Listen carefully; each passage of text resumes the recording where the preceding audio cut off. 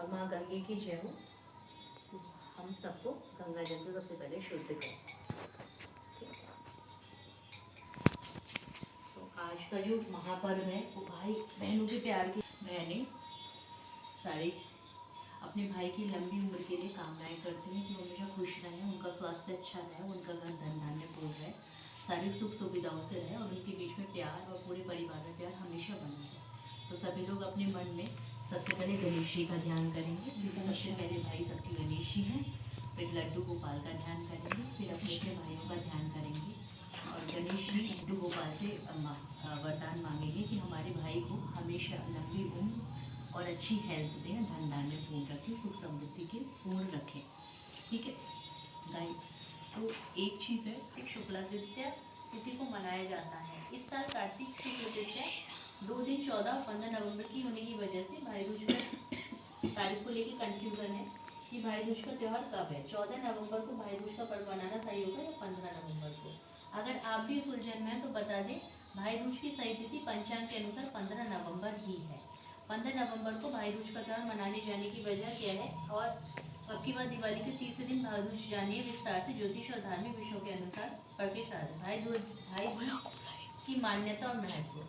स्कंद पुराण में भ्रात द्वितीया यानी भाई दूज के बारे में बताया गया है कि कार्तिक शुक्ल द्वितीया के दिन यमुना ने अपने घर में पूजन करने भाई यम यानी यमराज का सत्कार किया था और अपने हाथों से भोजन बनाकर तो भाई का जो टीका किया या भोजन कराया था, उस समय से ही कार्तिक शुक्ल द्वितीया तिथि का नाम भाई दूज और यम द्वितीया हो गया। भाई दूज के अवसर पर यमराज ने अपनी बहन यमुना को वरदान दिया था कि जो भी भाई यम द्वितीया के दिन अपनी बहन से टीका कराएगा और बहनों के साथ भोजन करेगा, उसे अकाल मृत्यु का भय नहीं होगा।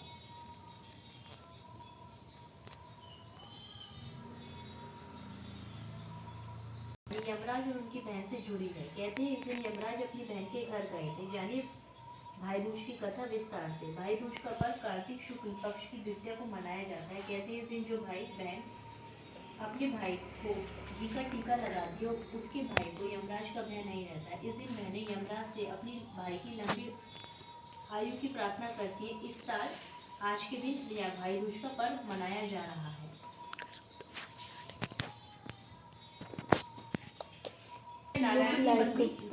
भगवान सूर्य नारायण की पत्नी छाया है। भगवान सूर्य और छाया के पुत्र और पुत्री यमराज तथा यमुना जी।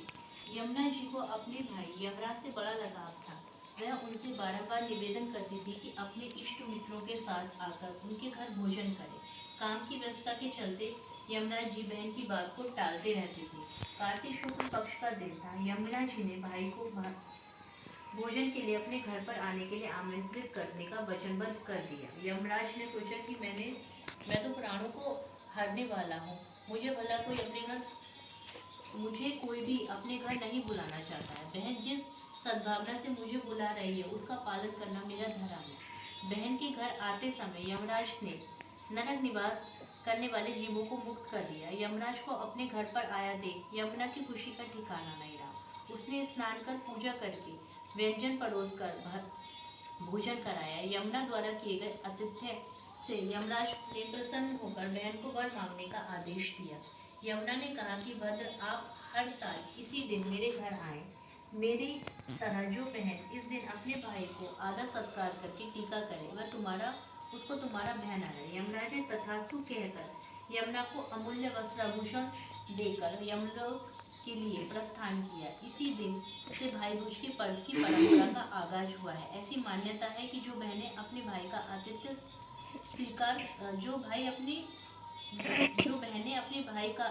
स्वीकार करते हैं और उन्हें यमराज का भय नहीं होता, इसलिए भैया दूज के दिन यमराज तथा यमुना की भी पूजा की जाती है।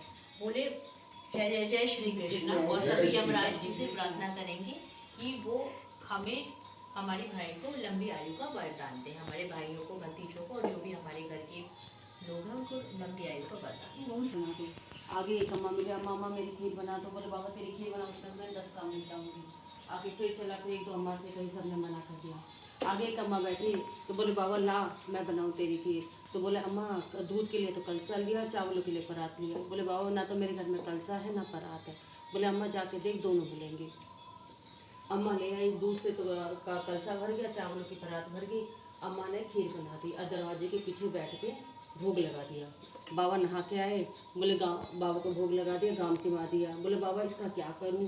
तो बोले एक काम कर, तू खा ले। तो बोले बाबा मैं तो पहले ही खा लिया। बोले बुढ़िया माई बड़ी सटकी, जो तूने खुद का खाया खुद ही बता दिया।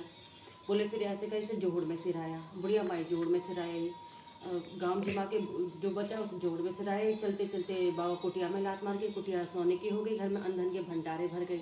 परदेश से बेटा आया, बोला माँ किसका लूटा, किसने दिया? बोले बेटा मैंने तो किसी का ना लूटा, मेरे घर तो चटक बिंदा आए और वो चलते चलते कुटिया में लात मार गए। सो कुटिया सोने की हो गई, घर में अंधन के भंडारे भर गए। हे चटक बिंदा, जैसे तुम अब बुढ़िया माई के घर आए हो, ऐसे हमारे घर आओ।